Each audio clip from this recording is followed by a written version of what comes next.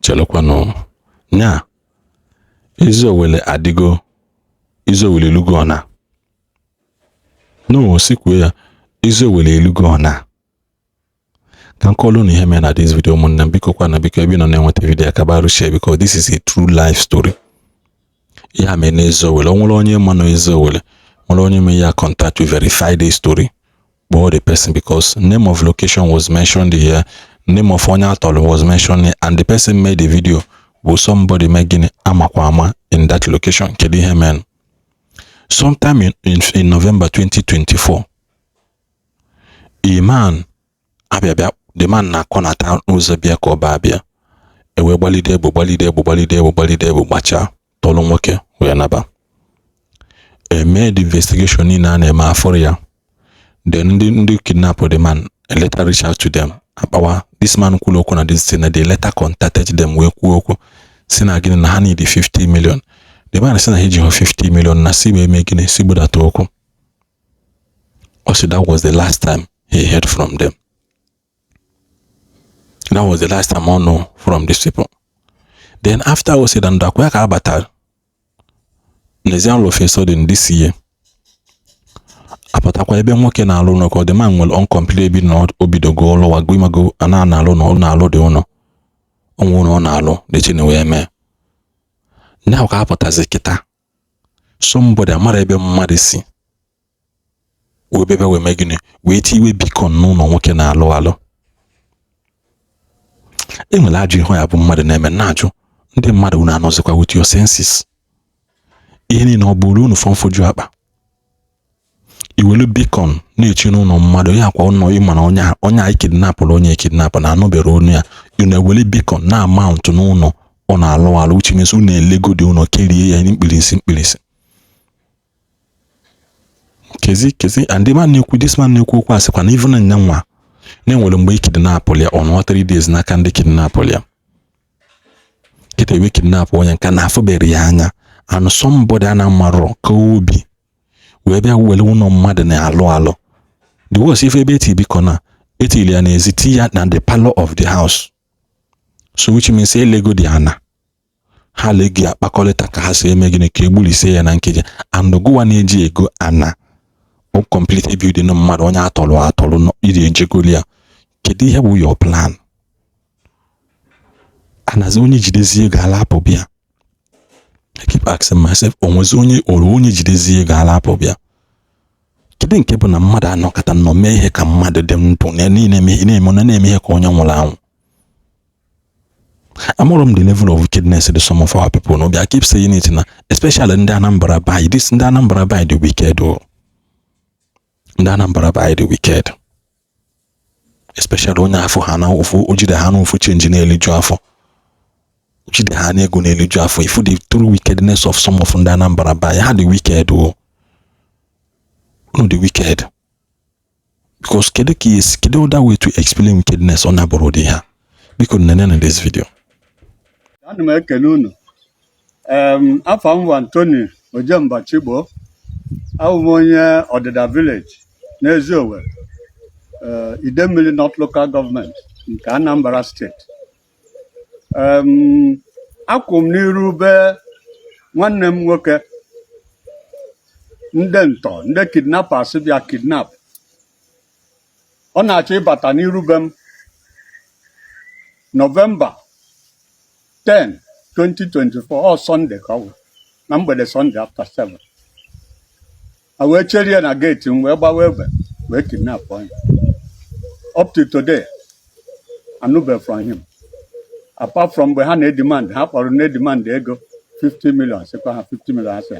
I negotiate gide negotiation mgbe oke I afro up to today.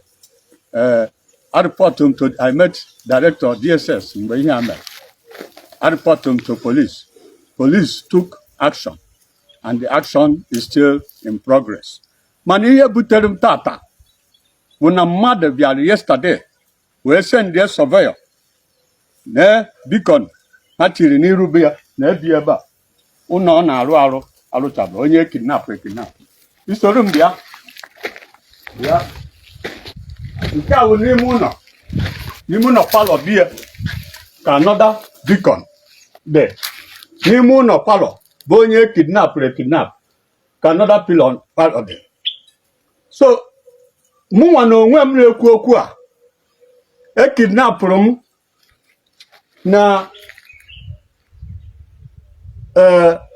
2022 August 22 2022 mgbe nọ ya 3 days before by the grace of God e wee rescue m.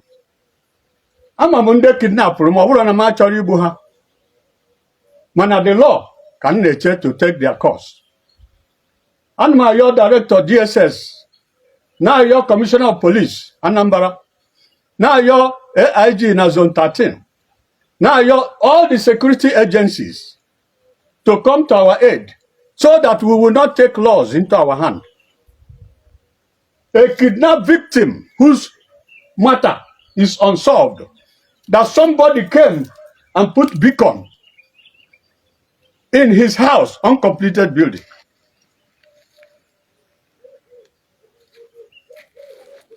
In the Bible, Naboth was killed so that they would take his vineyard. So it's the same Naboth. This my cousin have become the Naboth of Eziowelle. The people that kill him, the people that kidnap him and possibly kill him, they have come to take possession. But I want to tell the whole world that if the security agencies do not come to our aid, these people will not take this vineyard. The Bible said the rod of the wicked shall not rest upon the lot of the righteous, lest the righteous put their hand into iniquity. We don't want to put our hand into iniquity. This place is Ododomoanya. This place is not a free-for-all place. People own this place. I have lived in this place. Going to 40 years, I built a house here. This is the homestead of my fathers. Everybody in Eziowelle know that. But criminals in Eziowelle who conspire to acquire, to take things that don't belong to them in the name of Eziowelle. I am pleading that the world should hear me. The world should hear this family. If the world refuses to hear us, the world will hear from us. Because if you push a people to the wall, they have nothing to bounce back. They have kidnapped me before. I'm not afraid of death. They that kidnapped me should be afraid of death. Because I have been to the valley of the shadow of death and come back. They have not been. I will not be the one to take them there. This beacon they put here will be the one that will take them to that valley. I rest my case.